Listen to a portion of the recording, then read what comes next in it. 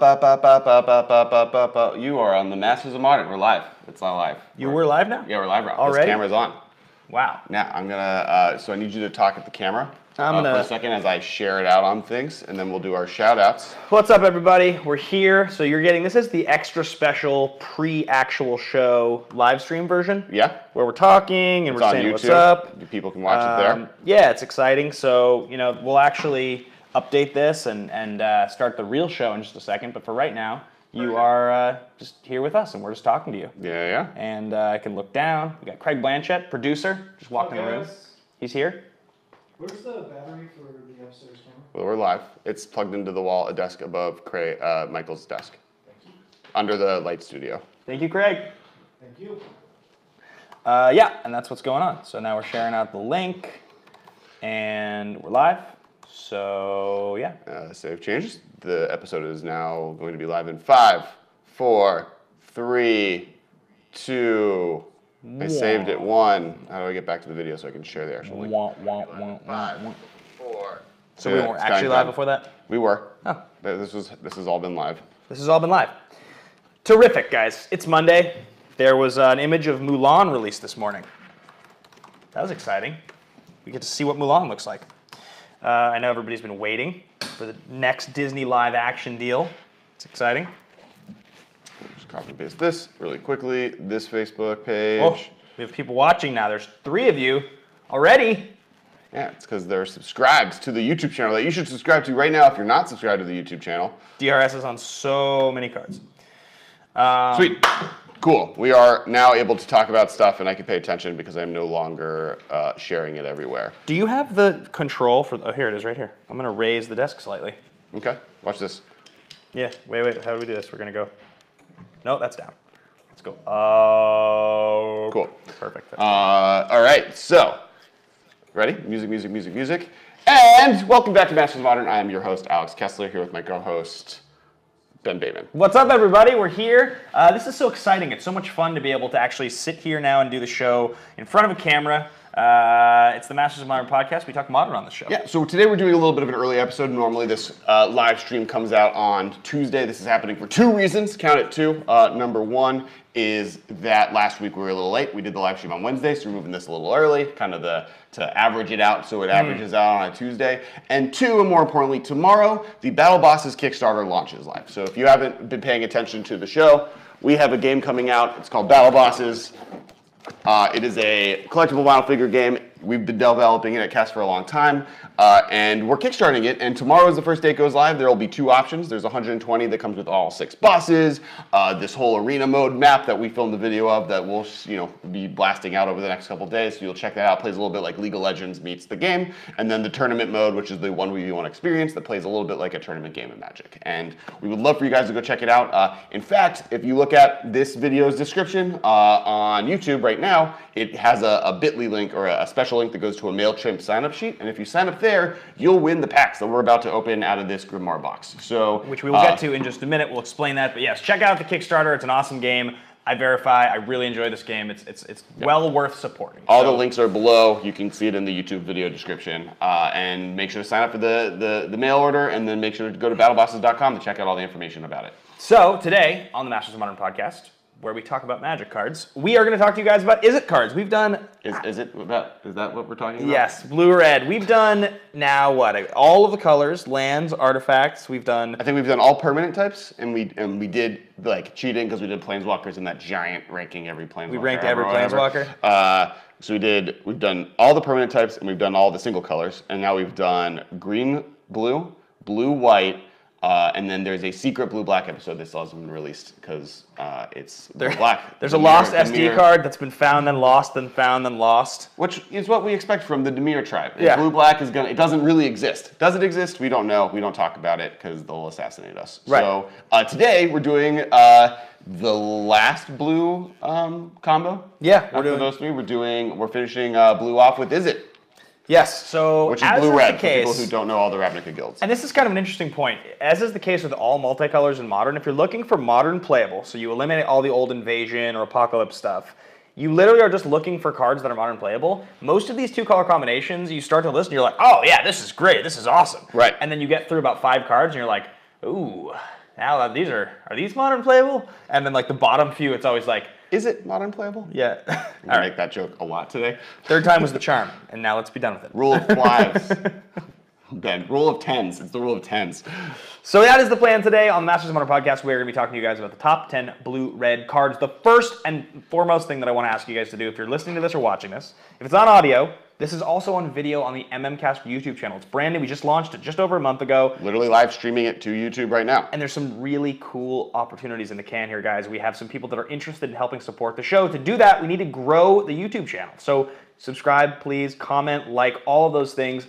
The show is still available on the podcast form. If you're hearing this on audio, it's because it goes out on audio every week, and we appreciate every one of you that has supported that. But we have a bunch of cool stuff going on.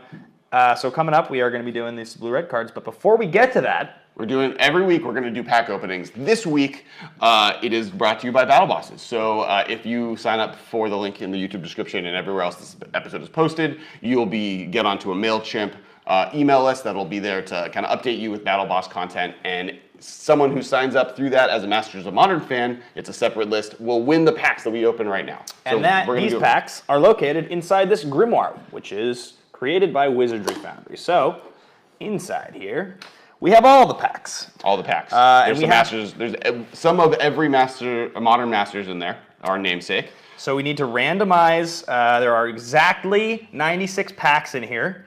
So random number generator is what I'm going to do right now because Alex is using his computer. I could have done it here. It would be probably quicker. Oh yeah? If you can do it, you can beat No, me. you're already there. 1 to 96. Generate. 54 is the first pack. Alex is going to talk to you while I find out which the 54th pack is. It's not in the first half because there's 48. So yeah, so to explain two things. One, the way this works is we're doing a pack war. And a pack war functions in the way that we both go through the pack and we will reveal the cards we get. And then we're going to, whoever has the highest converted mana cost creature wins the pack war. Yes, so And this then is a pack. They get to open a random pack of their own. And then they keep that random pack. But the two packs we open for the pack war go to subscribers. We're going to do this twice today because the Battle Bosses is sponsoring this episode. So we'll do two of those, and then one of us, the winner of those, will get packs. So, all right, that is my pack, is the Amonkhet pack. Alex is now going to click this button. He's going to get a number of his own. 67. 67. So it's going to go 55. So it's 48, 49, 50, 51, 2, 3, 4, 5, 6, 7. Drum roll. And the last thing to explain is the way is it going to work. The way the top 10 works is lands that have an activated cost that are that color combo, and I get unstable. Unstable? So someone's getting a dope land at the bare minimum. So yeah, so let's do this. You ready?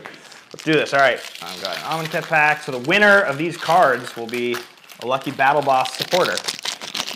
All right, I'm going to start out. I got a Brute Strength. Ooh. Sacred Already Cast. starting up high. Got Cancel here. Bloodlust Inciter. So we got Spidery a Grasp. foil angel token That's pretty cool. for whoever is winning these packs. We Blade got Grasp. guest list as a contraption. Everything here has cost 3 or less so far. We have a foil contraption, applied aeronautics. Start to finish. Man, Full Art Island. Congratulations, you got the best of the 5. Weaver of Currents. Oh, you got an island. That's cool. Yep. Labor of the Heart. The rare is Cramped Bunker. This is unstable. Is so weird. At the beginning of each opponent's upkeep, that player moves a permanent he or she controls to touch Cramped Bunker, and no other permanent. If he or she can't destroy each permanent that player controls that isn't touching Cramped Bunker, then sacrifice it. So I don't know if it's even, because I got 3. That was 6. I have multiple 6s. I literally don't have a single thing that costs more than 3 in this pack. Oh, so what's the? I'll give you a totaling failure to Oh, comply really? at So I 3. get 3 out of failure to comply, and then if I get that, then I actually get 6 out of this other one. I get start to finish as 6. Okay. Do you have something better than 6? Are we combined? I think tie goes to me in that Do situation. you have 2 6s? I have 3 6s. Yeah, okay, I lose. So by winning, I get to open a pack at random. We're doing this twice, though, aren't we? Oh, we're gonna do it twice. Oh yeah. Right. Okay. So congratulations to the first person who wins. So that'll be the first packs that go to somebody who signs up to the Meal Bill list. Let's do a second one. Let's do best out of 3. Best out of 3. I feel like that's the way to We're do gonna this. just okay. Yeah. So we're gonna go again. All So right. you're opening pack number 1. I just Random. generated it for you. Pack number 1. Pack number 1. The very first pack. Very first pack. Is going to be a pack Battle for Zendikar. of Battle for I'm Zendikar. getting wrecked. 75. So I've been counting down from 96, 96, 95, 94, 93, 92, 91, 90, 89, 88, 87, 86, 85, 84, 83, 82, 81, 79, 70, 78, 77, 76, 75. What do you Open got? up. Russian Cons. Russian Congratulations. Cons of Tarkir. Whoever is opening the second pack, you're getting a BFZ versus. I might have a chance here. You don't have a chance? I might have. There's some large morph cards in this. All right. I'm not going to be able to tell you what set it is. All right. So. Izzet question. You guys, okay, Storm is grind. We're going to answer all of your Izzet questions just as soon as I take these cards from Alex. All right. So here we go. I start out with a Territorial Bailoff. So I start out strong with a 5. I started with 6. My first opening card. Clutch of Currents. Another 5 on Colostra Night Watch. Tandem Tactics is a 2. I forget what this card is, but they get it. It's a 5. It's called Icy Blast or something? Yeah, it's Russian. We don't know what it does. I know what it does. It taps creatures down, and then if you have the thing, they don't untap, I think. Yeah, Ferocious. Ferocious. I've got multiple 5s. Get some Russian lands in here. Ooh, a Russian Biovac. What is it? Russian tricolor land. Oh, sweet. That's cool. Man, I only have 5s. Do you have a Russian 6? Goblin token. Nice. I got a Defiant Bloodlord. I got a 7. You got a 7? I got a 7. Oh, you won this one. I have a bunch of 6s, but no 7s. All right. So, 1 and 1. Ready for the last pack? All right. So now that we've opened, we've now taken packs out of here, so the numbers are now not correct any longer. Doesn't matter. Oh, we can see though actually. 39. We've taken 3 out of this side and 1 out of this side. How many are on each side? 48. 1, 2, 3, 4, 5, 6, 7, 8, 9. This is the pack you're opening. It is. Oh, this is going to be a good one, I can tell. It's the one under that. It's this darker one. Wow. It's less good. Eldritch Moon. Okay. And then I am opening 16. 1, 2, 3, 4, 5, 6, 7, 8, 9, 10, 11, 12, 13, 14, 15. It's Masters of Modern 3. Modern Masters Pack 3. All right, third pack. All right, guys. So whoever's winning these are the this, 3 winners. Yeah, this is going to be a big deal. This all goes to one person? So it goes to 3 people? Yeah, 3 different people. Okay, got it. Yeah. All right. All right, last one, guys. All right. What are you hoping that we open on the live stream? Hoping we open. I got a Guildgate. I got a Drag Under. Ooh, Burning Tree Emissary. Otherworldly Outburst. Magma Jet. I got a Weirded Vampire. We're up to 4. Spell Pierce. We previewed that card. Yeah. For this set, right? That was our preview for this. Correct, yeah. Jungle Shrine. A lot of Tri-lands today. I got a Mercurial Geists. Ooh. I got a foil Crumbling Necropolis in here. Pretty sweet. And a Stony Silence. Yo, you got a Stony? Yeah. That's a real card. Yeah, someone's getting real cards. My best Mercurial card here is a Geist. 5-drop. I got a Permeating Mass. How big is it? 1. I got a Mercurial Geist was my 4-drop. Oh, what's your, did I win? I got a 4, yeah. That's all Sweet. I got. All right. You won? I'm champion. Yeah. All right. Agent Mask, best out of 3. Congratulations to everyone who's winning these packs. You get a Stony Silence and a foil Crumbling Necropolis. The foil Crumbling Necropolis, that's a good pack open. Yeah, this is really good. Yeah, that was a sweet one. So those will be given out to people randomly. If you sign up, there's a Masters of Modern specific MailChimp link. Put your email in there, and then we'll email 1 person at random or 3 people at random, and they'll be getting packs from that. Make sure to check out Battle Bosses. They're the reason we did 3 today instead of the normal 1, and we'll be giving these away. Thank you so much. And on top of that, we're going to be bringing you this segment live every single week going forward with a really, really cool addition that we're going to introduce soon. But that was the first thing, so Yeah. let's get all of these You ready? packs off You ready the for table. You ready for the next segment? We're gonna gonna do do Dark Touchdown. I think by winning, I get to decide that you go first for the best out of 5, the best 5 champion thing at the end. All right. So normally we do an honorable mention. Ben will have to go first every time, so I get a little bit of an advantage in which cards I say out loud. I like that you're making the rules up as we go. Yeah, making them as I go. Strong. That's the way this works. All right. So before we get into Izzet cards, because that's what we're doing next, we're going to give Marcus Creekan ask the question, Izzet question, if you have time, do you think Storm is losing ground in the current Modern meta? I don't, Storm is always going to be in its unique kind of space. Right now, the format is really aggressive. Yeah. There's a lot of, between Vengevine and Hollow One, there's a lot of, and Humans even, there's a lot of stuff coming at you on the ground. And then Humans and Control both have pretty decent answers to Storm, so I think that's a little bit of the issue. But it's a deck that can just take a tournament. I think that it's fine. I think there are 4 to 6 people playing Storm at the Pro Tour, so pros obviously also think it's pretty good right now still. And just meta games will shift, and you'll get a good day where people aren't sideboarding the right cards against you. Yep. I like Storm a lot as a deck. I think Storm is, as you said, it's always something that can spike a major event. It's pretty hateable. I definitely think the newer version of Storm is more resilient than the old versions. I think that the Gifts version has really improved the deck. I think the one big thing against it is right now it's very profitable to be main decking or having your sideboard Leyline of the Void. Yeah. Like between all of the different decks that utilize the graveyard in the top 5 tiers. Like last week we went over what the top, tier 0 to tier 1.5 is. What the top tier? Tier 0 to tier 5. No, that's not what I wanted to say either. I don't know. But we talked about the best decks in Modern, and a lot of them are hateable all by of Leyline them, of the Void. yeah, Leyline of the Void is really good in the format. So, and Storm has a really hard time if you eat its graveyard from the beginning. So I would say that Storm definitely is getting hurt by some sideboard cards for other decks, while also having a bad matchup against just the fact that there's a bunch of blue-white control decks out there. Yeah. Yep. Agreed. There's like the Modern metagame right now is sweet, and like we're gonna get into this blue-red list, I promise. But I do want to say, because for Wizardry Foundry, I do the show 10 Minutes of Modern. It's like little 3 to 5 minute segments that get posted on their Facebook every day, and so usually on the Sunday Monday episodes, it's recapping a little bit of what happened over the weekend competitively in Modern. And the Mox was won, the Modern Mox over the weekend. It was won by humans. But in that top 8, there were 3 copies of the Hardened Affinity list, and the second place list was Blue-White Control. Got it. And so it's like really interesting. Blue-White Control has become like a true control deck. Like 3 copies Jace, 2 Teferi, and like 2 to 3 of tons of stuff. It's like really interesting. It's the world I want to live in. That's like a real deck now. It's like it's not a bunch of 4Xs. It's not a Jeskai Burn deck. It's an actual Blue-White Control deck as a premier deck. And the other cool thing is that Hardened Affinity list. Scooch over. That Hardened Affinity list is not. It's really not an affinity deck. That's the funniest part, is people are thinking like this is just like you guys swapped out a few cards. It's playing 4 Ancient Stirrings, 4 Hardened Scales, 2 Throne of Geth, an animation module. Throne of Geth is tight. You know why they play Throne of Geth? Yeah, because all of the extra proliferation, it's another sack Well, outlet. it helps them, but no, the main the tech. The reason Throne of Geth showed up is because Throne of Geth is used to fight opposing Chalice of the Voids. Oh, that makes sense. Because you can proliferate their counter, they keep playing your 1-drops. Oh. I think in this particular deck... It's good beyond that, but that's like, it started being sideboard tech in... That makes sense, in regular Affinity? No, not Affinity, it was another deck that started playing it, just because you could sacrifice itself to raise Chalice up 1, and then it was a Legacy Delver lists. That's interesting. It's definitely a really, really interesting deck. I was looking at it and I was thinking like this doesn't really play like none of the 3-drops that are in traditional Affinity, like the Etch Champions, the Masters are there.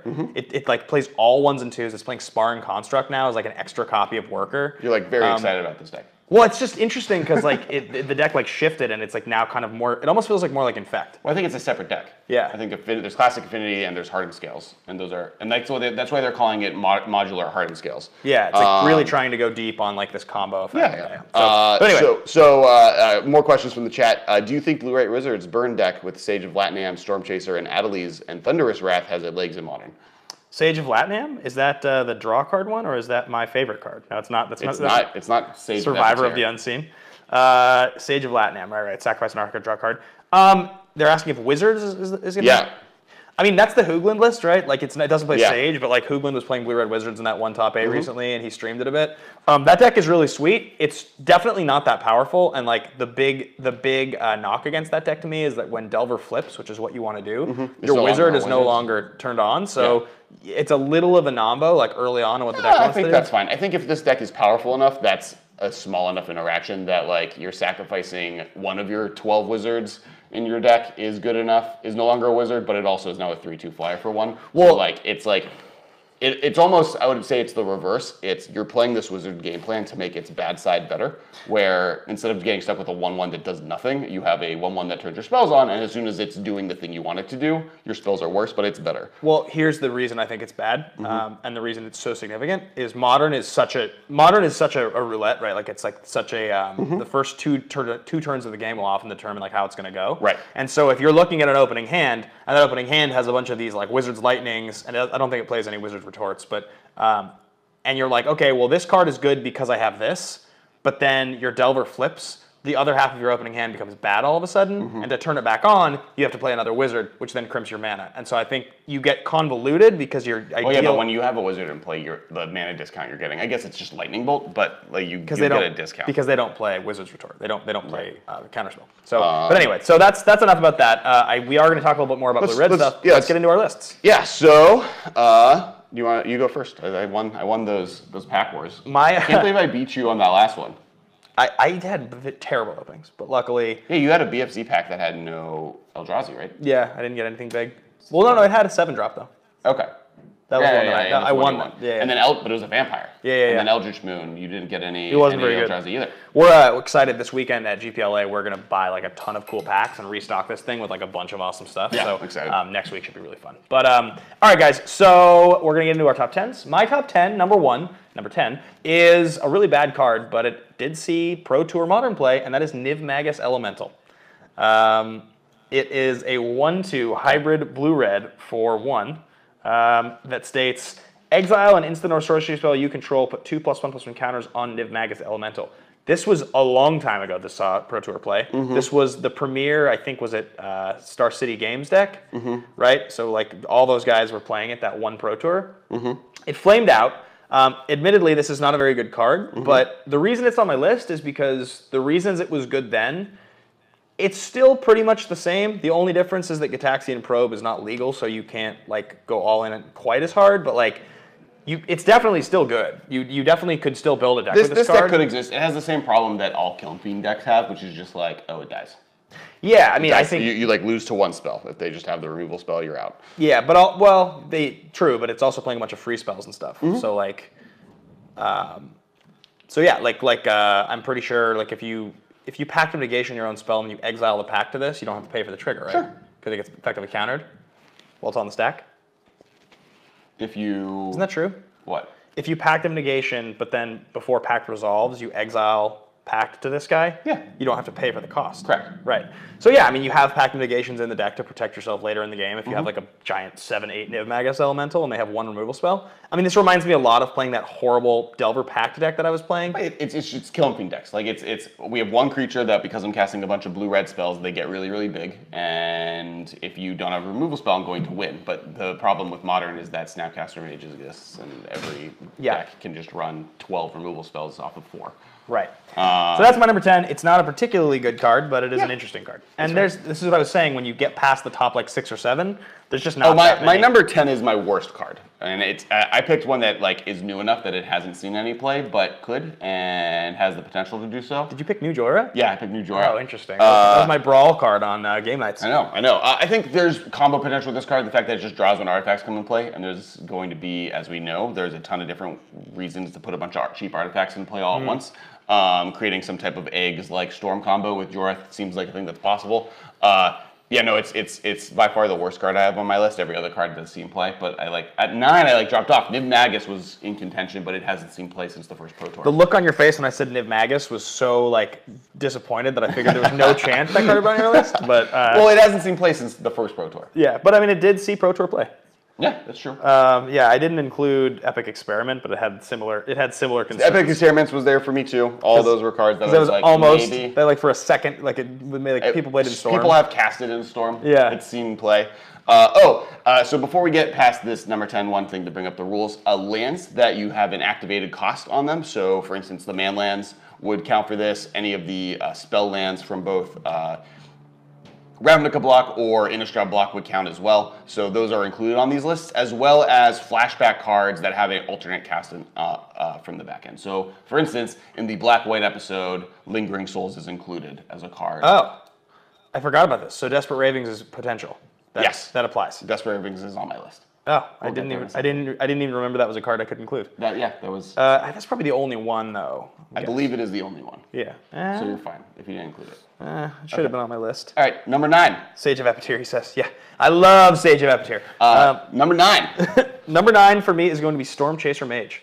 Okay. So blue-red for list. a 1/3 flying haste prowess. Yep. This card's right on the edge of being sweet. I think people have experimented with this card. It's an interesting card in the blue-red Wizards deck people are talking about. Yep. Problem is that deck is very reactive, so you don't necessarily want to be playing instants and sorceries on your main phase with Storm Chaser Mage. Also, the plus you get with this card, because it's a 1/3 as opposed to a 2/2, is a little low. It's hard to do a lot of damage with this card. It's not that great unless you're already winning, and then at that point you're already winning. Or casting free spells. I mean, I think there are pretty interesting, pretty cool things you can do. For instance, I would love to see somebody try to break the card Hidden Strings with Storm Chaser Mage. I think that's the Cypher card. Blue 1, tap what is it, like tap a target permanent, untap another target permanent, and then like it does it again. Okay. So you can like untap a land to get like more mileage to cast like a Serum Visions, and like I think you could like go pretty far, and you also could then like play that, tap down a blocker. So I think there's some cool stuff, but Storm Chaser Mage is my number 9. Cool. My list is mine is a Kyranos, God of the Storms. Okay, that's all at 9 for you. Yeah. Okay. I think every card I have above here is better than Kyranos. Kyranos is really good. Kyranos hasn't seen a lot of play. This was a much bigger piece of the format when Splinterton was part of the format. There was a premier blue-red deck. This was its kind of chosen finisher. Sideboard. Chosen sideboard finisher that it would bring in against more control-y decks or Jund or people that like would have really trouble dealing with Kyranos and were trying to go for the long game, making it much more of a hard control deck that this would just kind of finish each other off. It's one of the pieces that blue-red decks have as a toolbox piece to be a sideboard finisher card, and will probably be for the rest of the format. Yeah. It's good. I mean, the interesting thing about cards like this, when you have like a 1 or a 2 of powerful sideboard card that costs more than 4, you're never going to see more than like 1 or 2 in a list. Correct. And it's going to just sort of cycle in until it gets replaced by something better. And so, and then for people who don't know, Kyranos, God of Storms is one of the gods from Theros. It's a legendary enchantment creature god. It's 3 blue-red. It's indestructible. It's a 6/5, and as long as your devotion to blue and red is less than 7, Kyranos is not a creature. You never want it to be a creature. Which you don't want. As soon as it's a creature, it becomes significantly worse. Reveal the first card you draw on each of your turns. Whenever you reveal a land card this way, draw a card. Whenever you reveal a non-land card this way, Kyranos does 3 damage to target creature or player. So not only is it kind of a removal spell every turn, but it also is a card draw engine to make it so you're not only drawing lands. It's either, draw an extra card or lightning bolt somebody every turn. And that's great. The inevitability of that in a blue-red control deck. Like, I think people still play this in sideboards and like blue moon decks. Yeah. It still sees sometimes. All right, what's your number? So number 9, Kyranos, number 9, Storm Chaser, what's your number 8? Desolate Lighthouse, or as so affectionately referred to, Desolate Loot House. This is the colorless land from Avacyn Restored. It taps to add 1 colorless to your mana pool, or for blue, red, 1, you can tap, draw a card, then discard a card. It's one of those lands that when you're trying to decide how many colorless slots you can afford in a list. I have this so much higher than you. Really? Yeah. Loot House is really good, but it's the most this ever saw. At one point, this was like a 2 of in a deck. But at that point, it was a 1 of or 2 of in every single blue-red deck in the format. But it's been a long time, and this was I mean, I still think it does see play though consistently. I think this card's barely anymore, but it's a good card. It's a good card. It just hasn't seen play in a long time. So yeah, and I think it was less impactful. It was kind of one of those like, I'll play this as a land in my deck, but it wasn't like an essential land in the deck. Right. Well, someone from the chat, Adeliz, Jorian, Ruin Diver, they're on Storm Chaser Mage at number 8.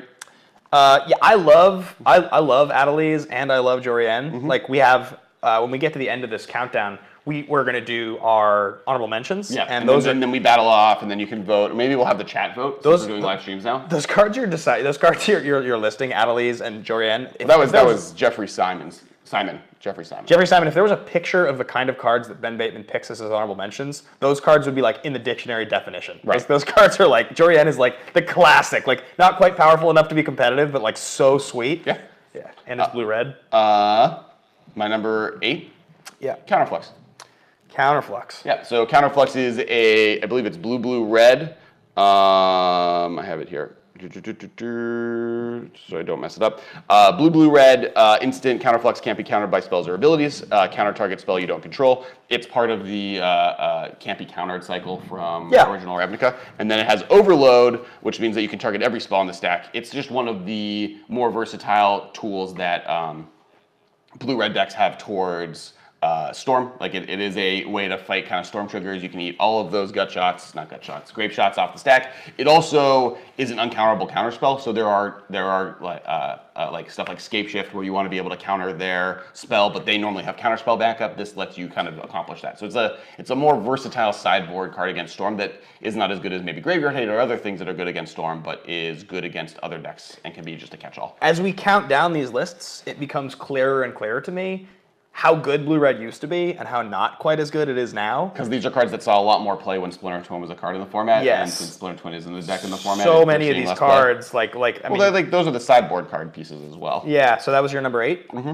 So then my number 7 is Keranos, God of Storms. Okay. Which again, this is a twin card. So yeah, I mean, we've already said Keranos, so that's interesting. I wonder, I'm really curious what your number 1 is. It was not an obvious number 1. Like in some. I thought 1 was pretty obvious. Really? Yeah, I think 1 and 2 are pretty obvious. I think everything past that is like 1, 2, and coin 3 flips. for me are like clearly the strongest, but in the order, I was curious. Like it'll be interesting to see as we discuss them. So Counterflux is a little higher for me. Okay. So that's my number 7. I said Keranos. Yeah. So what's your number 7? No. My number 8 was Counterflux. Your number 7 was Keranos. Yeah. Okay. My number 7 is Ben Bateman's favorite, Saheeli Ray.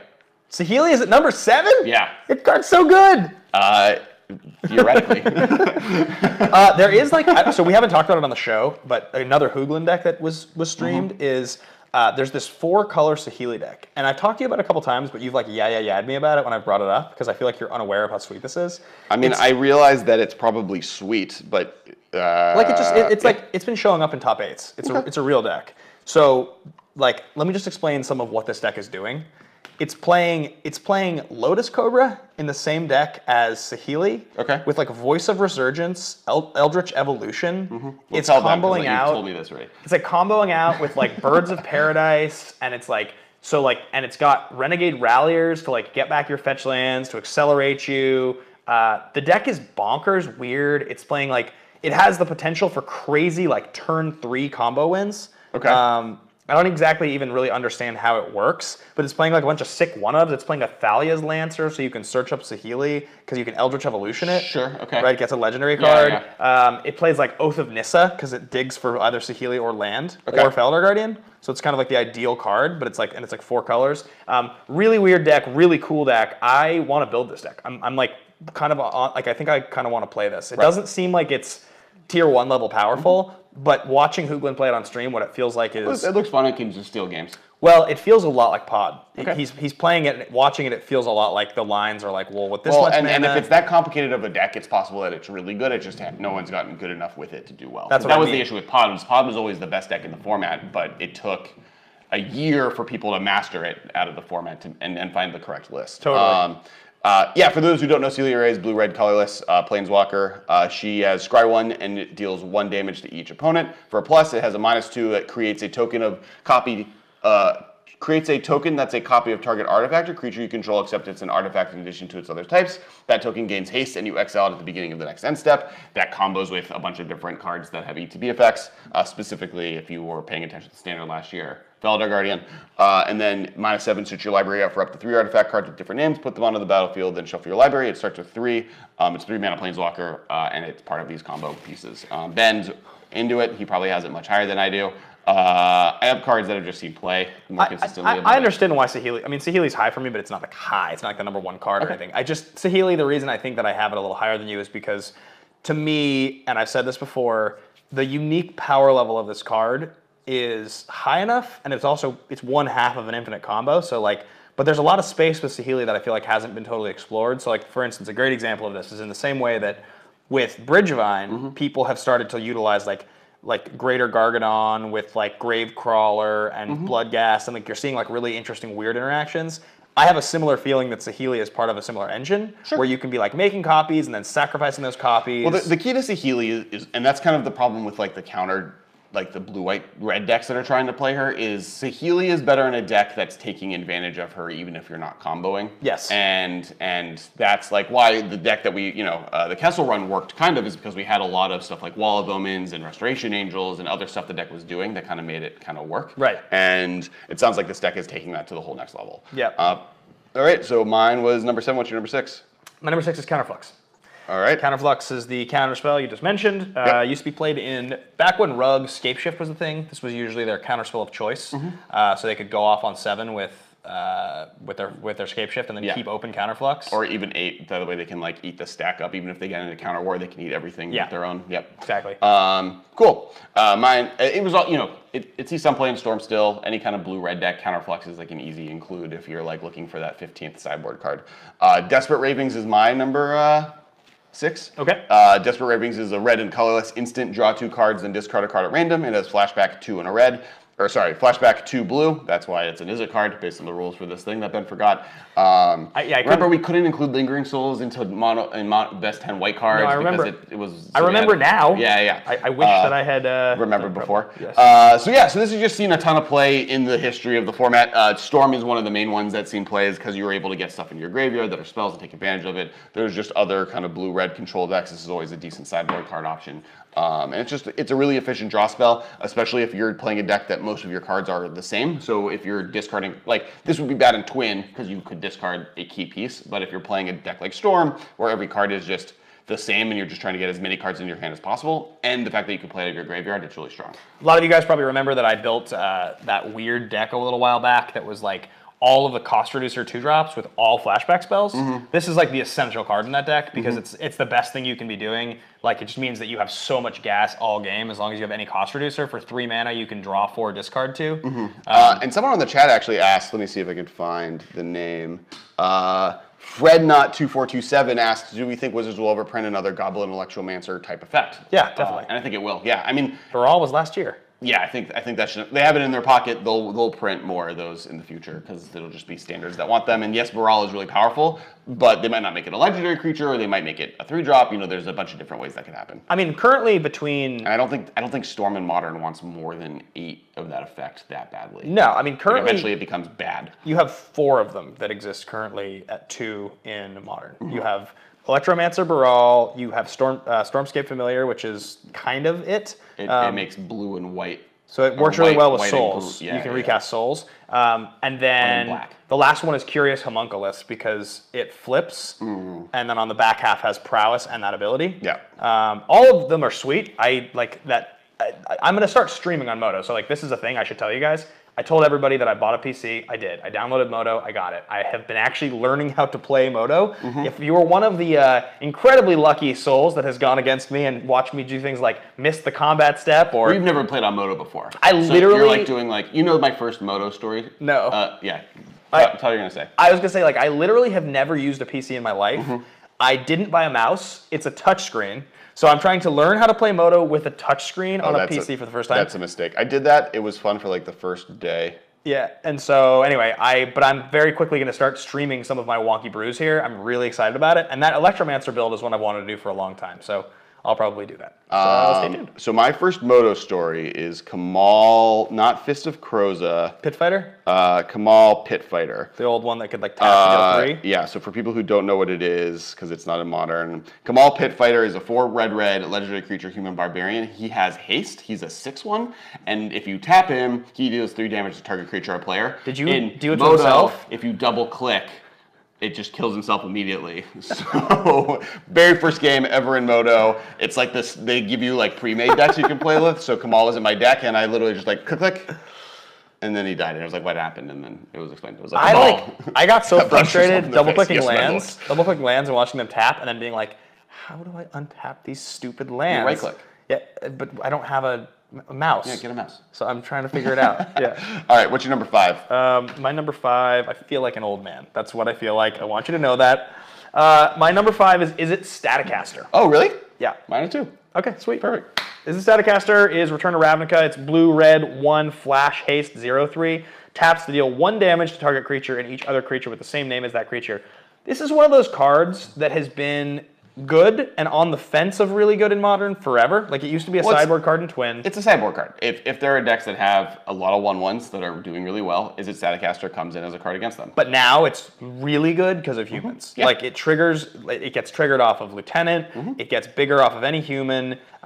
This card is like way better than it used to be, but it's still... I mean, that's why it's number 5. But it's in the best deck in Modern. In the top 5. I mean, the top 5 cards are all cards that are real cards versus the bottom 5 that I would say. Counterflux is maybe the best of these in the sense that it seemed like it's the most consistent, but it's not the most powerful, which is why Saheeli and Desperate Ravens were higher than Counterflux to me. But like all 5 are like real cards. I saw somebody in the chat earlier say that Staticaster was their number 1. So guys, comment right now in the live chat. Do you think Staticaster should be higher than 5 for both of us? Yeah, Jeffrey Summit, the listener was doing, Izzet Staticaster was the number 1. My theory with this is Staticaster is consistently a 2 of in the best deck in Modern, but it's consistently a 2 of in the sideboard. So it's not. It's really good. Staticaster was the number 1. Oh, there we go. But that's my theory. So yeah, Staticaster's good. It's also a wizard too, which is interesting. So like in that blue-red wizards deck, it's another card that deck has for ammunition. Yeah. They need just one more thing that makes Wizards good, like a single other card that's like Wizards get +1/+1 that doesn't cost 4, and I think that Wizards deck would be a thing. Right. Yeah, I think you might be right. All right, what's your number? Well, mine was Izzet Staticaster. It's really good, and like the better Lingering Souls also is in a format. The better this card is, the better. Yeah. Like Elves is, the better. I would have Ravings on my list pretty if I had known to do this. Yeah. I probably would have had it firmly in like the number 9. Okay. I think I'd have it like just ahead of Storm Chaser or the other one. Okay. But probably not any higher than that. Yep. I don't think the cards that you have that I don't have, I would have on my list. Yeah. So number 4. I mean, Jor is not the best, but I don't know if I like. Yeah. Jor is not on my list. I know. Oh. Number 4 for me, Saheeli Rai. This is like Saheeli Rai is arguably my favorite Planeswalker ever printed. Really? Well, I'm just trying to think if there's another Planeswalker that I like more. Like, I know You heard Jace it first. What? You heard it first. Number 1. Well, favorite. So Favorite. I know Jace is more powerful. That's obvious, and I like Jace a lot. And I know Teferi is more powerful. I love Teferi. I think Saheeli has the potential to be in the top 10 Planeswalkers of all time by the end of all this. I just, for me, like, it's always the difference when people are like, what's the greatest film of all time? I don't know, The Godfather, Citizen Kane, with like, what's your favorite? I'm like, Point Break. Like, it's a little bit of a different conversation. I don't know, favorite and best are two. I'm saying really it's your favorite because there's a lot of Planeswalkers out there. I try to think about Planeswalkers that I've tried to build around that I think are particularly cool, that I think just have like I love Agent of Bolas. That's really high on my list. Right. You know, I'm a really big fan of Agent of Bolas. I think like, I really, really like Vryn's Prodigy a lot. Okay. But I think Saheeli is my favorite Planeswalker ever. It's so cool. It's like weird. It does a lot of things that I want. Like there's a lot of like, and I can guarantee you guys, you're going to see me brewing with Saheeli online. There was this deck that I wanted to build at one point that was going to be like Saheeli and Tide Hollow Sculler and Greater Gargadon and then some number of like Wellsprings and things. I just love the idea of being able to play Gargadon on 1. Turn 2, I could like play the Sculler and either sacrifice it with the trigger on the stack to permanently exile, or on turn 3, I could then play Saheeli, copy Sculler, sack it with the thing on the stack, and then all of a sudden Saheeli's minus ability becomes exile a card. Right. And like, I just think there's really cool stuff you can do. So yeah, I love Saheeli. What can I say? Mine's Izzet Charm. That's number 4.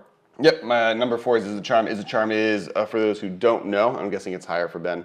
Blue and a red, choose 1, counter target non-creature spell unless its controller pays 2. Izzet Charm deals 2 damage to target creature, draw 2 cards and discard 2 cards. It's just a really versatile card. It's seen a ton of play. I'm assuming it's higher on your list. I'm assuming it's your number in your top 3. Wait, I'm confused. Loot House is going to be in your top 3. I got it. Yeah. Okay. It's a land. Yes. We've gone over this in the Artifact episode. I rate lands higher than other cards. Yeah, I get that. Because they're lands? Yeah. You can play them for free? You're bad at magic.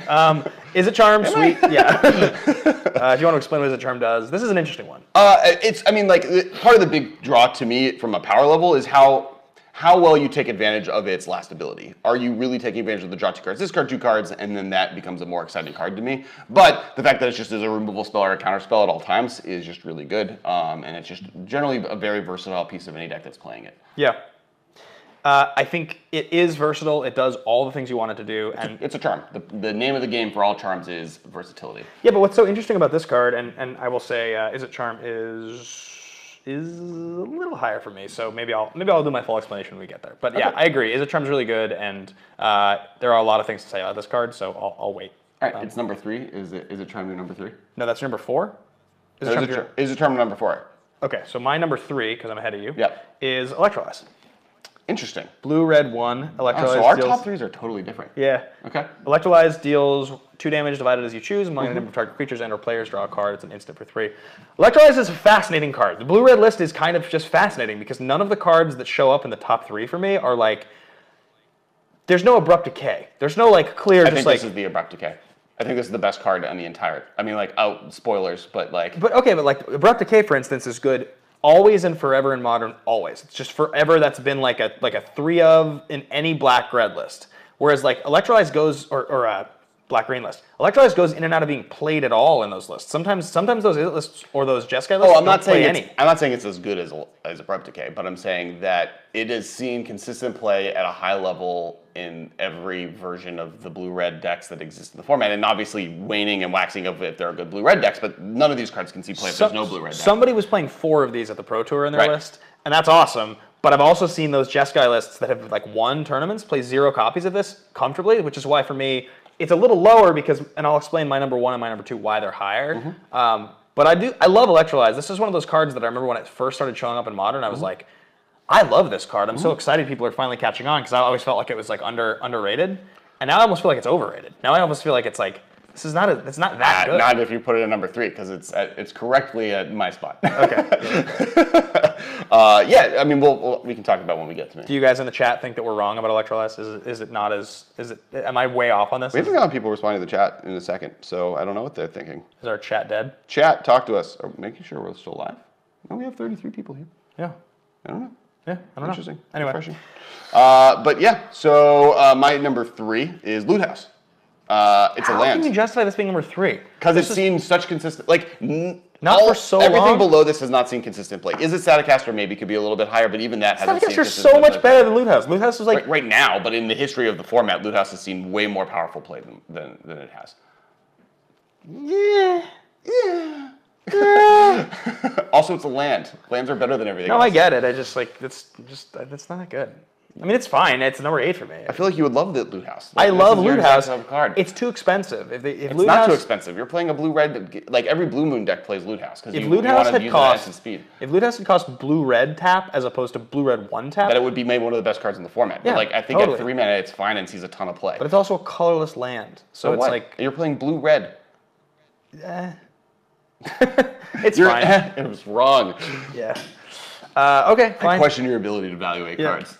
Saheeli Ray is what, number 4 for you? Yeah, card's amazing. Card is bonkers good. It's so much better It's than never won a tournament. Yeah, Saheeli can win on a turn. It's just It has not won a tournament. Yeah, not yet. I haven't Okay. started playing. All of these cards have won tournaments. I was on a feature match with Saheeli. In round 2. I've never been on a feature with the Desel Loot House. That means nothing to the community at large. Okay. All right, so that's number 3 for me. Alex's list is done, right? You're done? You have no more cards I to have add? number 2. Okay. My number 2, because I'm going first. It's the same as yours, I assume. Oh no, maybe this is your number 1. No, my number 2 is Izzet Charm. Okay, that's fair. That's a fine place to put it. Yeah, so I think we have the same number 1 then. No. No, because you're Electrolyze is your number 1. Izzet My Charm. number 2 is your number 1. My number Yeah. 1 is your number 3. Izzet Charm is blue-red instant. You already explained what it did, right? Is it Charm? Yeah. Yeah.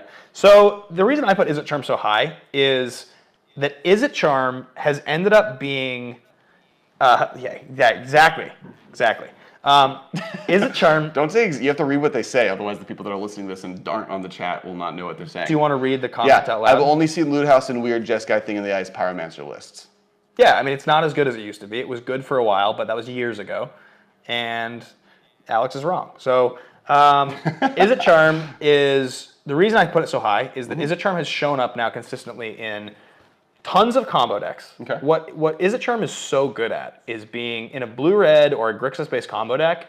It's great at being your turn 2, I'm either going to counter your thing, kill your early creature, Or discard my thing that I need to reanimate. or if nothing else, end of turn, I'm going to set up my turn 3 to be like perfect. And it's just been that for so long. They've never printed something better than that. It's the perfect combination. They've printed better things than all of the things that it's doing. The fact that you can do all 3 is important. With one card, right? One of the issues that it has, and the reason I think I had it a little bit lower, is that if it was straight up red or straight up the fact that it's gold makes it so that there are decks in the format that would play this card but don't because it doesn't really fit with their mana base needs. Something like a Griswold Brand or Yes! Viriday says, I've seen Izzet Charm more than Electrolyze. I'll say that much. I agree. I disagree with him. I'm sorry. I love you for watching, but Izzet Charm is just Electrolyze shows up in a lot more decks as a main deck card that Izzet Charm shows But in up the as a decks one-of. that Izzet Charm is played in, it's played as a 4 of, and it's an essential card. How of those many decks. tier 1 decks play 4 of Izzet Charms over in the the years? history of Modern? Over the years, it's been played in Goryo's Vengeance Reanimator, Not a Fury tier 1 of the deck. Horde, and only the main Goryo's Vengeance deck didn't play it because it was a black-red straight-up deck. The one that did play it was the Grixis one that did well at 1 Pro Tour. And didn't do well at it. It just was on camera and once. it just might have top 16. It just continues to show up. Like I'm not saying that Izzet Charm is like that great of a card. But I love Izzet Charm. Sorry, I hit the mic. I love Izzet Charm. Izzet Charm is in my top 4. I'm not saying it's a bad card. I'm just saying Electrolyze is significantly better. They're both great. Obviously, they're high on my list too. Izzet Charm for me is the card that when I'm thinking about what do I want to do on turn 2 in a deck that needs to buy time to get there, but also have a little bit of control early. I think for the charms, none of the other charms in Modern have ever been as proactive main deck cards as this card. Boros Charm. Yeah, you're right. Okay. But Boros Charm is basically still doing one thing. It's still basically Yeah. It's doing right. It's basically Izzet Charm is played- a much more versatile card than Boros Charm. That's- But Boros Charm has seen the most play of any charm, unless I'm missing one. But So my comment was no charm has ever done what it's trying to do as effectively as this card, which is that basically this card is able to straddle. It's able to straddle. So Boros Charm does damage, which is what it's great at. And it does it better than Izzet Charm does versatility. But you could show me 10 other cards that do damage and that are almost as good as Boros Charm, and they're pretty much the same. You can't show me a card that's even remotely similar to Izzet Charm. Izzet Charm is a more unique card than Boros Charm. That's what I'm trying to get That's what you're saying. But Boros Charm is better at doing what it does than Izzet Charm is. Yes, Boros Charm. Boros Charm doing 4 for 2 is exactly the best possible thing it could be doing versus Izzet Charm where like dealing 3 damage to a creature or just count like negate is better when you need Izzet Charm for the negate situation. Like Boros Charm is the best at what it's doing. Izzet Charm is better at straddling the sides. One of Boros Charm has a useful side. One of Boros Charm's modes is more powerful than anything that Izzet Charm is doing. Correct. But Izzet Charm on the whole Izzet Charm is is a the much more most balanced valuable, card. useful charm ever printed. 2-mana charm ever printed. Sure, maybe. It is. The I only don't other know if one it's would most be... valuable. I would say it's the most versatile and maybe most useful. This argument has gotten us more live viewers. All right, somebody stop arguing, you idiots. Is that what they just said? They said, wow, caught y'all live. Great content. Been loving the videos. Killer. Thank you. I've never had a charm cast against me by J Soup. They're not really Who's my played favorite with that person on the much chat. consistency. Plus his name is Soup. I love Soup. Yep. You're fired. What's next on the list? My number 2 is your number 1, and that's Goblin Electromancer. What a fascinating card this has turned out to be. Oh, yeah. Right? I don't know if I would have saw that.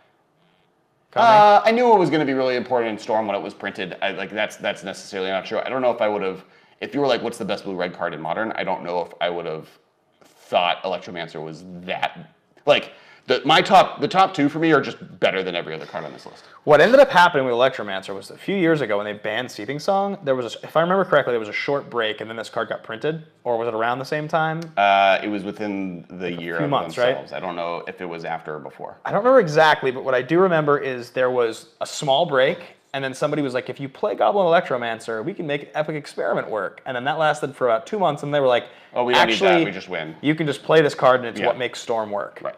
And then it was good. I think Goblin Electromancer, I think Seething Song got banned in, I want to say February-ish before RTR came out. Okay. It might have been right after it, but I think Electromancer saw play in Storm immediately, regardless of where but people didn't figure out the best way to use it. Because you're mixing up a little, with Baral, that's also what happened, where there's a bunch of cards banned and then Baral is printed right after it. Yeah. And very quickly just Baral can replace Gitaxian Probe and Storm and it's still fine. Yeah. Which is why I keep pointing at Grape Shot. I would rather than ban Grape Shot than any other card out of a Storm deck now. I think Serum Visions, not Desperate Ravings. There are cards that keep getting banned that's a knockout of Storm's belt, and Storm keeps coming back. And I think that's because Grape Shot interacts on a level that it doesn't need to be able to interact with. That would absolutely kill Storm, or they would have to try to win with Empty the Warrens? No, they'd have Empty the Warrens and they would have Aetherflux Reservoir, which are both cards that you can interact with on the stack, or not on the stack. You can interact with them in play, which I think would make the deck a better thing for the format. I'm just saying, don't ban more cards out of Storm that aren't Grape Shot, because Grape Shot's the thing that's really the big person responsible for these cards getting banned. Would they would. Would they play Haze of Rage with the tokens that you get from Empty the Warrens? Maybe? That seems a little loose, but I don't think it's an impossible thing. Like a one of, maybe. I do like that card. Haze of Rage? I love all of the cards from Time Scroll Block that have, so those who don't know, it has buyback 2, Storm, all creatures get +1, +0. I love the mix match of abilities. Yeah, right, buyback. I love buyback with a thing, or cycling with flashback. All of those are really dope. Cycling Madness. Yeah. Goblin Electromancer. Yeah, so says J Soup, in one game I killed 2 to 3 Electromancers, Barals, and was about to win, and then they killed me. Yeah, it's a very resilient deck. Yes, no, Storm is really good. And Goblin Electromancer is an amazing card in that deck, back to Goblin Electromancer. It's one of the backbones of Storm. Storm is now basically a Goblin Electromancer deck. Baral is one of those, but it's really Electromancer that's the big piece. It also is, I've killed people just by attacking with Electromancers in Storm, where it's just oh, well, I have nothing else to do while I'm doing this, I'm going to just keep attacking you, and by getting them down to 10, because they were fetching themselves, I was able to Storm for 10 versus 18 and do a lot, be able to win that way. And so I think it's a really key part of the deck. and it will be good forever. So it says Verde, or Verde, I'm not sure how to say your name. Whenever Electromancer is cast, it's an immediate must answer, which I think is true. And I think that to me is why it is so essential at number 1. I mean, I've made my argument for my number 1. So talk about it a little bit. With Electrolyze? Yeah, I mean, I know we argued about it, but like, so specifically, I think versatile removal spell that's played in most versions of blue-red control decks in the history of a format is a more important card to the format and a more powerful card than a card that is very important in one deck and that deck is always good, but has regularly been not tier 1 because it's just as easy to hate out. Like Electromancer, if Electromancer started being a key piece to another deck that wasn't Storm, I would maybe move it up. But the fact that it's only in that one deck, and if you got rid of Electromancer, that deck doesn't die. It, to me, makes it kind of not as important to me as Electrolyze, which is like an important tool to fight stuff like Lingering Souls. It's one of the key ways that blue-red decks can fight against elves or merfolk, like other decks that are important. It's like much more of an important pillar of the removal suite of the format. And I think just removal is more important in Modern than any other format. Like there's a reason that the top 5 cards are 4 removal spells and no hierarch. Like, it's removal is the name of the game in this format, and being able to kill creatures is, and Electrolyze is one of the unique ones that can do that. So that is going to wrap up our top 10. We have some honorable mentions coming at you guys in a second. Before we get there, I do want to remind everybody of just 2 quick things. The first one is we have a Patreon, patreon.com/theMMcast. Alex and I have so many cool ideas. We have like brand new video content that's going to be coming at you guys, deck techs on Modern's best decks. And the biggest and coolest thing is this week, we're giving away these pack openings to you guys, the sign-ups for Battle Bosses. For Battle Boss. So if you sign up on the link, there's new people in the chat that didn't hear. In the episode description, there's a link for Battle Bosses, MailChimp list. You click on it, you put your email in. Anyone who's on that list, it'll be a separate list, has a chance to win one of these 3 packs. One of these packs is worth like, what, 30 or 20 bucks, 30 bucks? Yeah, something like that. Like, there's a Stony Silence and a foil Triland. And then going forward, after the Battle Bosses sign up, if you put your information there, which is a great game, so you should do it, we are going to start giving away the pack openings from every single week to a lucky patron inside a Grimoire. So more information coming on that next week. But literally, guys, you should sign up for the Patreon. It helps us do what we're doing, and we're going to be able to buy packs, buy Grimoires, send stuff out to you, make more videos. That's how we do it. So help us out there, please. It's what we need. I think there's also a link to the Patreon in the description. There is, yeah. We've done the show a long time, and your guys' help would mean the world. So let's get into Patreon/theMMcast. Yep, cool. Let's get into our honorable mentions. So to explain how honorable mentions works, and now that we have a live chat, I'm excited for the live chat to be the voting process instead of us posting this on Twitter 3 days around. So we'll have immediate knowledge of who's winning this contest. Me and Ben are both going to give a card, and then the chat will vote on that card, and we have 30 seconds to explain why that card is amazing. And then once those 30 seconds are done, we make a obnoxious buzzer sound to shut the person up, and then the chat will get the vote while we discuss a little bit of how we feel about that card. Sick. And then we do that 5 times. We have 5 cards. Mine are all the best. We have 5? I thought we did 3 now. We do 5? I think I could do 5. You want to do 4? Sure, we'll do 4. Okay. I'm going to go first. I don't have to go first on every one of them, though, do I? Yeah, you have to go first on every one. Not fair at all. I won the pack war. You just made that rule up. Well, we needed something to win. This feels like the thing to win. This is such an advantage. I promise you that it's going to be fine. I promise you, don't worry. I'm going to stack the deck against you. All right, my number 1. I'm going to say that my deck is stacked, and you don't even know what's coming at you. Hey, this is a kind of an exciting moment. We just launched this YouTube channel about 6 weeks ago, and we've been getting people, and we just for a second there hit 30 live watchers. Oh, nice.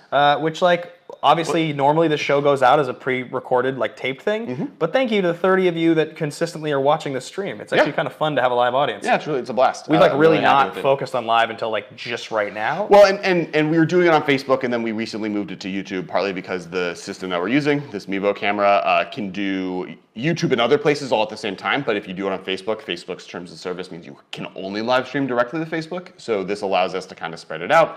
And plus, we wanted to wait till we had a little bit more of an audience built on the YouTube channel. We're almost at 1,000 people that have subscribed, which is really awesome. So that's really exciting. Yeah, it's moving. It's really exciting. So all right, I'm going to jump in first. Ready? Yep. 3, 2. Okay, my number 1 card is Joyra of the Gitu. I don't start the timer until I explain what it does.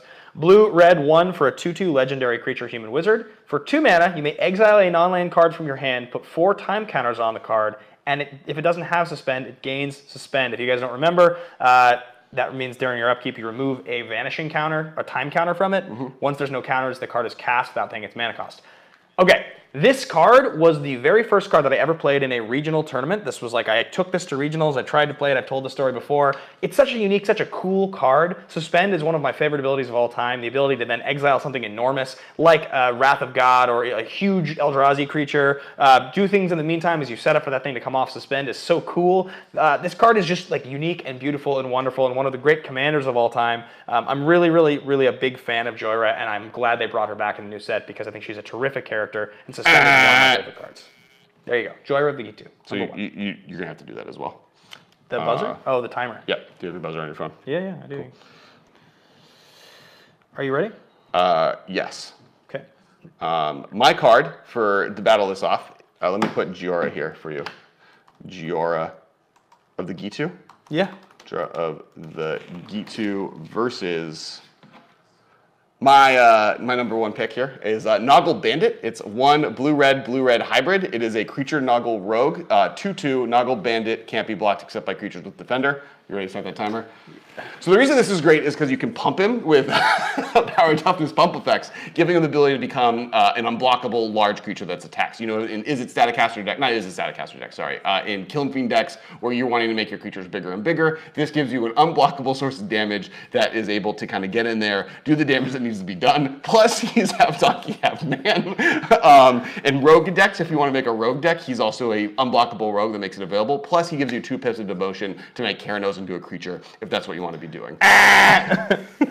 You went there. You did it. You sold Noggle Bandit really hard. You know, it's get ready. I appreciate you punting. Please I appreciate vote. you punting that one. Okay. Yeah, that was really All right. nice of you to do that. You know, I'm really excited because after this one, and winning it off of my 5 picks, I'm going to be continuously undefeated against you in this game. I think I lost once. You won 1. You still have not bought me a dinner.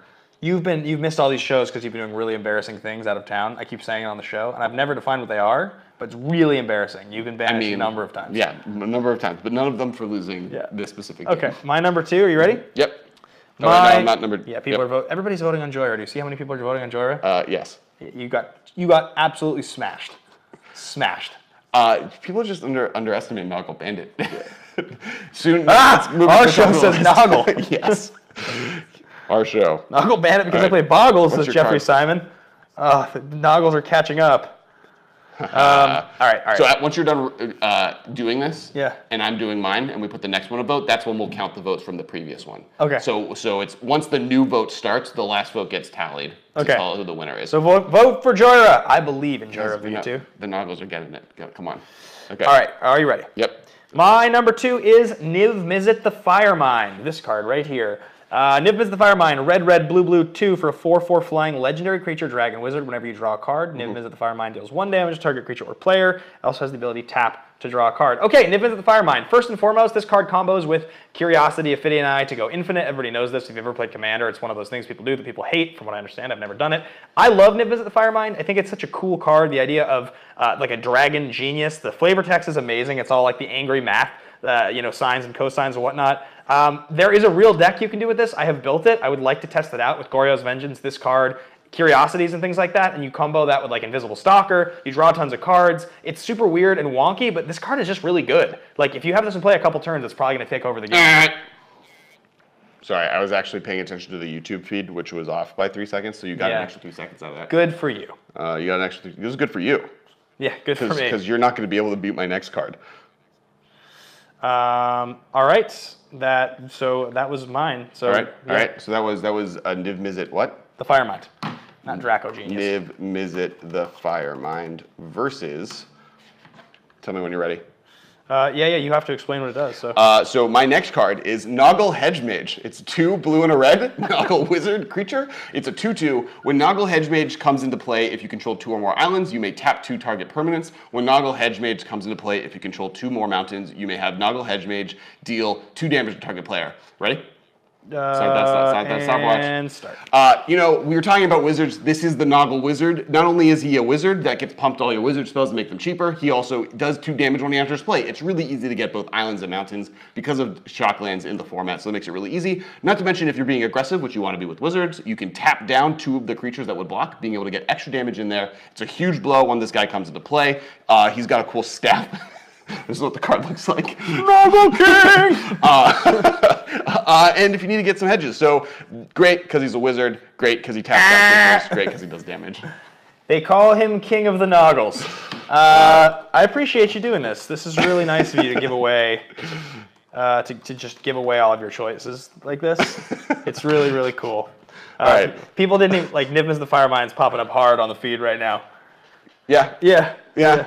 So, okay, let's count up the Jorah votes. How bad did I beat you? Jorah votes. You have 1, 2, 3, 4, 5, 6, 7, 8, 9, 10.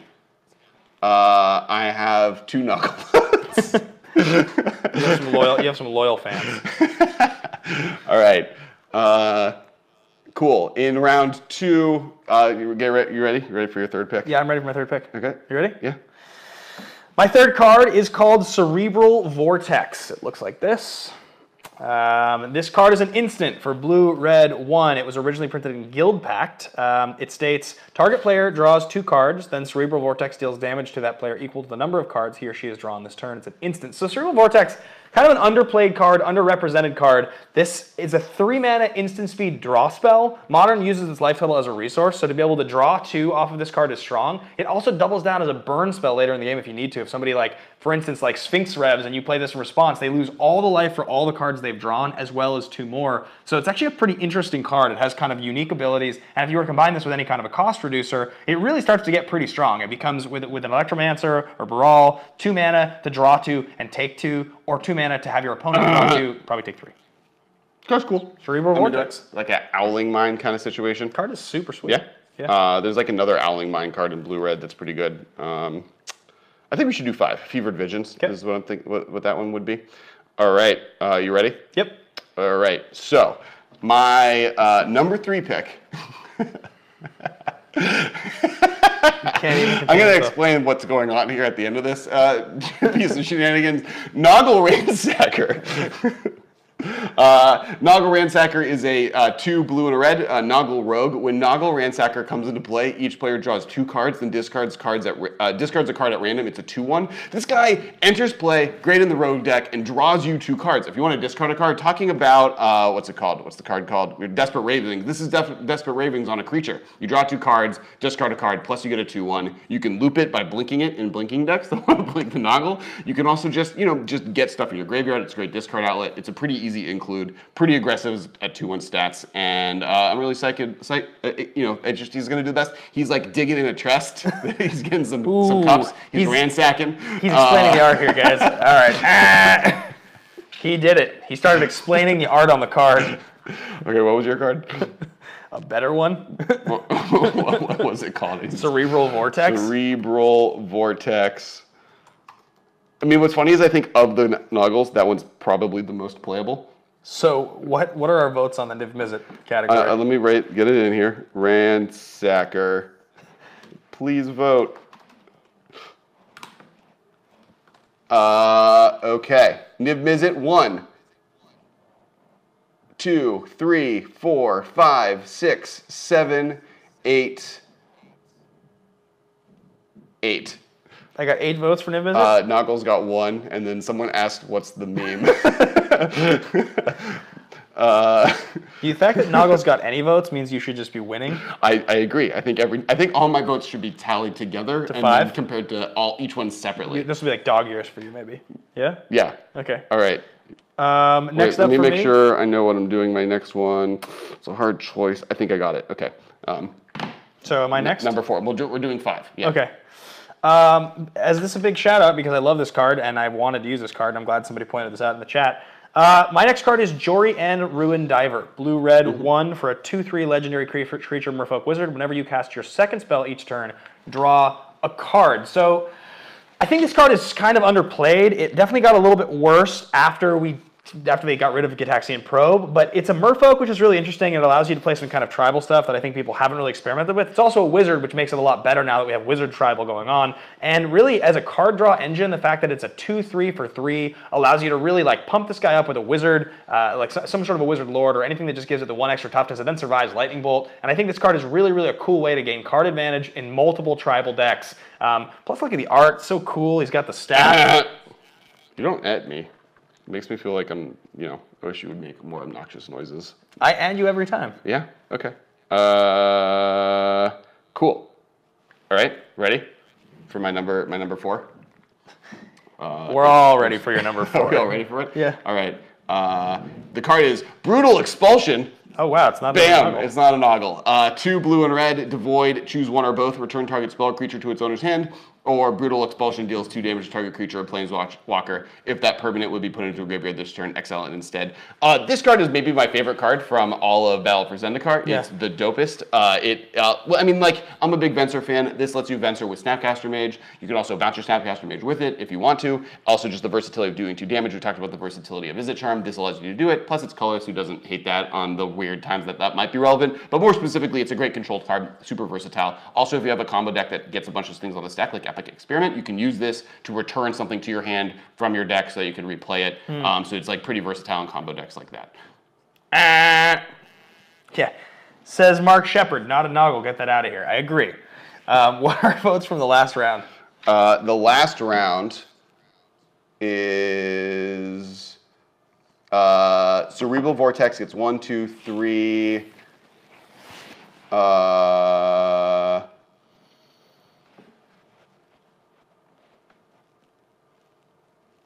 3. Wow. Did I get crushed on that one? Oh, 4. Someone was late. I don't know. Brutal Expulsion was my card, wasn't it? Oh, no, never mind. Yeah, you got 3. And I got, am I winning this one? 1 Noggle Ransacker, 2 Noggle Ransacker, 3 Noggle Ransacker. I got 3, so it was tied. We tied. My best is It tying. was just pointed out in the chat, by the way, your card is not legal. Modern? Yeah, it is. It's colorless. Oh, roll my eyes. It's not a blue-red card. It requires blue-red mana to cast, similar to the land. So I think that was actually how I stipulated this, so I'm going to keep it. All right. It's a DQ. All right, you ready? You ready for this last round? Yeah. Oh, I need to put it in there. What was your card again? My card was Jori-En Ruin Diver. Verse. How do you spell Jorian? Jori Cool. -en. Dash E-N. Ruin Diver, please vote. Cool. All right, ready? Yep. This is your last one. All right. You got it? I got to decide what my last one is here. Oh, man. I don't have it? I didn't save a best for last. Well, Okay. there's some pretty sweet ones I here. saved the best for last. You did? Uh-huh. This is you coming on the backstretch. Okay, I got one. Well, I got my Noggles out of my system, and now I'm on to like good cards. Thank goodness. Yeah. Jori-En. All right, my last one is Spellheart Chimera, blue-red for a creature Chimera, flying, trample, X3. Spellheart Chimera's power is equal to the number of instant and sorcery cards in your graveyard.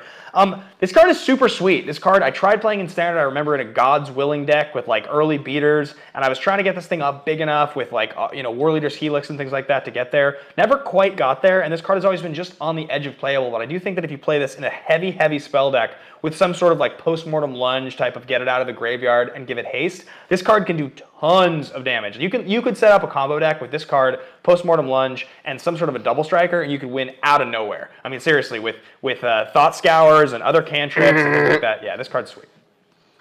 Cool. Nice card. Yeah. I'm going to get it in there now. Spellheart Chimera. Spellheart Chimera. Cool. It does die to Lightning Bolt. That's unfortunate. You know what card that I'm going to use also does Lightning Bolt. My card does the Lightning Bolt. But it lets you rebuy your lands. I'll tell you that. My number 5 and my last card of the day, they're back. Noggle Bridgebreaker, 2 blue-red. Noggle Rogue. When Noggle Bridgebreaker comes into play, return a land you control to its owner's hand. It's a 4/3. Ready? Starting that timer. All right. So the reason this card is dope is because it lets you rebuy your lands, and it's a 4/3 for 4. I mean, a 4/3 for 4 is already really effective at doing a lot of damage. In Modern, it's a strong ability. Lightning Bolt has fallen in place. Fatal Push, they have to fetch to get it too. So really, only Path is the only good removal spell against this card. But the key feature is rebuying a land. You get all of the sweet rebuy effects. Like if you want to get a Sajiri Step Back, you just put that back in your hand, then you get to play it. If you want to scry with the Halimar Depths, you get to do that as well. So the rebuying land effects lets you trigger Landfall. Really powerful. Plus, he's a 4/3 for 4, and the sweet Rogue deck. So in case anybody has just come on the stream or is confused, you're not mistaken. Alex did fight for 4 different Noggles. He even tricked us with Brutal Explosion, though it's not actually a blue-red card. So Well, that's. he I feel like only Noggles fought would for appreciate Noggles. that. He only fought for Noggles. Well, I wanted to make sure that the only blue-red cards I picked are the obviously superior creature type of Noggle. I won't lie, I'm impressed. All right, so you want to see how Spellheart Chimera did? Yeah, I would love that. You want to see how Jorian did? Jorian won so thoroughly that I don't think I got a single vote for the other card. For Brutal Explosion? Yep, Brutal Expulsion didn't get one vote. It's really sad. I love that card. You got house this time. No, I think I won. But I have my dignity. So I'm going to tell the story of why this whole Noggle thing just happened to everybody. There's two pieces to it, and one involves a contest that still has not been accomplished. My first starter decks after I got back into Magic, so I played when I was a kid, and then I left, and then in 2008 I got into Magic, and me and my friend Mael went to who's a caterer. He's doing lots of cool stuff in LA. We went to a local comic book store after helping my friend move because we talked about Magic, and we bought a bunch of starter decks and random packs. And the two starter decks we bought were the Teneb blue junk. Now it's Abzan deck, and then the blue-red Lorwyn deck, Shadowmoor block deck that was Noggle themed. So the very first cards I ever owned were Noggles. And so for some reason that creature type has planted itself in my brain so that every time we talk about Boggles, I say Noggles incorrectly instead. And so to really cap this off, last year I started a contest online that no one has won. This has not happened. Someone needs to, I believe it was top 8 with a total of 2 Noggles in their main deck. They have to win an FNM or they have to win a 5-0 on Moto. And if they can do that, then I will give them a copy of every single Noggle in foil as their reward, signed by me. And you can sign it too if you want. So that's the contest. It still hasn't happened yet. That's how bad these cards are. They're very bad. Very bad cards. At least 2 of them have to make it work. I feel like you could put the one that well, the Wizard one, when Wizards isn't the worst idea I've ever had. And I also think the one that lets you draw cards and then discard a card at random out of just a random blue, white, red deck is probably fine. Like, you just need 2 of them. Just need 2 in the deck. So I believe in you guys. The votes for the Noggles, the last one, 1, 2, 3, 4, 5, 6, 7 Spellhearts. No Noggles. Noggles got, I actually did okay. 1, 2, 2. Big shout to Brandon S. Russell in the live chat. Good to see you, Brandon. Suddenly Ben is signing as Kessler number 2. They do want me to make a deck name that includes a brutal expulsion of Noggles and make it happen. Include all of them in one deck. I might, those are cards we keep it off on Moto, that on this like Moto adventure we're going, maybe we'll like build a list and then we'll play it on a 5-0 and just get trounced all day. You owe me 5 lunches together. for those 5 cards. I refuse. Well, first off, brutal expulsion is a card I would have included if I did this for real. Yeah. Second, no. You owe me like 30 lunches, and now you owe me 29. You just acknowledged that he didn't do this for real, guys. I did it for real. Yeah, I believed in the Noggles. All right, guys. The Noggle tribe, one of them has to see play, or they need to come back. If Wizards bring Noggle back, I'll be so happy. Any Wizards employees watching this, just like when you're like, we need a blue-red tribe randomly in this set, Noggles are looking for a comeback. Thanks for listening, guys. It's been a great show. Thanks for watching. This will be up. Yeah. This will be up officially on iTunes on Thursday, on all of the other places you can hear our show. Also, we will be doing brand new stuff going forward. Awesome stuff with the Patreons we mentioned. So go check out the Facebook group. We have a Facebook page and a group that you guys can go be a part of, as well as you can find me on Twitter at BenBabyMedia. You can find him at Kess Wiley. What do you got there? But we're going to do one final pack opening because one of them is Simic. Or one of them is Simic, and one of them is Izzet. This is exciting. So we own, as part of the pack pool, and we're going to include them here, an Izzet and a Simic. These are from the pre-release? These are the pre-release packs. Sick. From RTR and Gatecrash. And we're going to open them. I'm going to do Izzet, because obviously I won the Izzet contest that we just did. Yeah. And you're going to do Simic. Sick. And we're going to see who wins this pack war. And this is also given away to one of the people that sign up for Battle Bosses. Yeah, one last reminder, guys, just in case you missed it. The Kickstarter launches tomorrow. If you're hearing this on YouTube or on iTunes, it launched on Tuesday. Go check it out. Yeah, August 14th is when it launched. Kickstarter.com/battlebosses. Yeah, Battle Bosses. And yeah. I don't know if that's actually true. Go to battlebosses.com or check out the Facebook or anything out. But if you sign up for the email that's in the description of this episode, you can get updates through that, and you will be eligible to win one of these rewards. Well, I opened one of my all-time favorite cards. I opened up a card that we talked about today. What'd you open? Did we get another one? Did you open a Niv Magus Elemental? I did open a Niv Magus Elemental. Well, I opened another bad card I've talked about on the show before, and that is Biovisionary. Do you guys remember this card? I have talked about Biovisionary many times. The Mirror Weave Biovisionary deck. That was a good idea. I think the best cards I have in here, there's a Frostburn Weird, which is like that a key to standard mono blue devotion. I opened Rust Scarab. It's my biggest. Yeah, it's a 5-drop. I got a Void Weird. I think the cool stuff is Niv Magus Elemental, and then obviously you get 1 Simic and 1 Izzet of these token cards. Did you open 3 more to make a draft deck? Sick. Biovisionary, All right. Mirror Weave. There you go, guys. That's prize number 3. 4. Thank you. Prize number 4. So 4 people get prizes. Thank you so much for listening. Make sure to subscribe to all the things we mentioned during the episode. All of the important stuff is in the description below. So check that out. Subscribe to the YouTube channel, and we'll see you guys next week. Thanks for listening, guys. Have a good one.